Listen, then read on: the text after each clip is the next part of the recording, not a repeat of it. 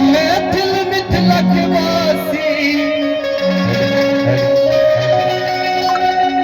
हम सब मैथिल मिथिला के वासी, सब दुनिया में सारे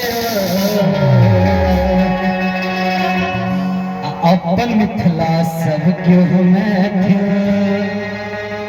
अपन मिथिला सब क्यों मैथिल, छे नंबर ही बहुत बेजोरिया।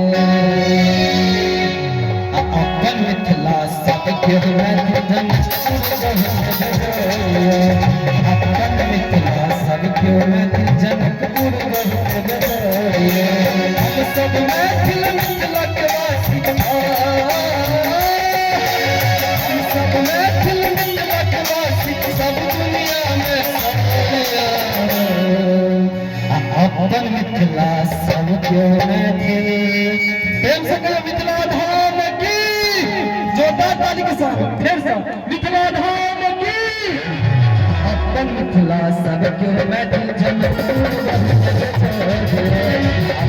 मिथिला सब क्यों मैथिल, जनकपुर बेजोरिया।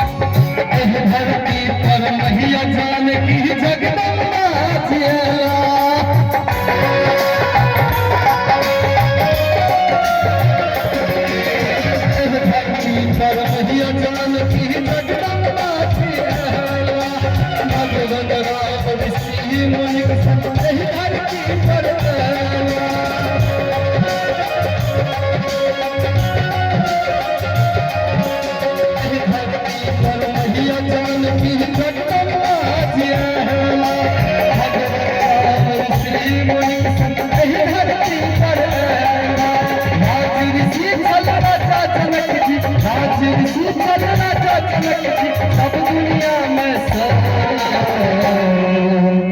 अपन मिथिला सब क्यों मैथिल, अपन मिथिला सब क्यों मैथिल, छे नंबर ही बहु बेजोरिया। अपन मिथिला सब क्यों मैथिल,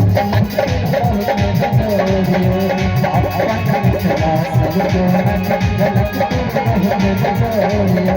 हम सब मैथिल मिथिला के वासी, हम सब मैथिल मिथिला के वासी, सब दुनिया में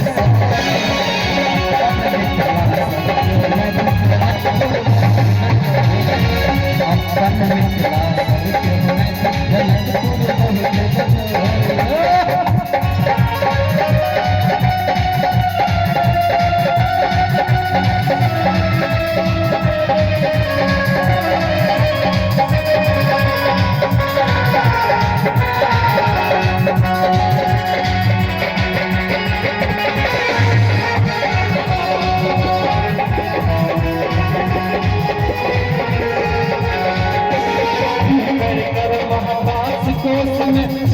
जनकपुर धाम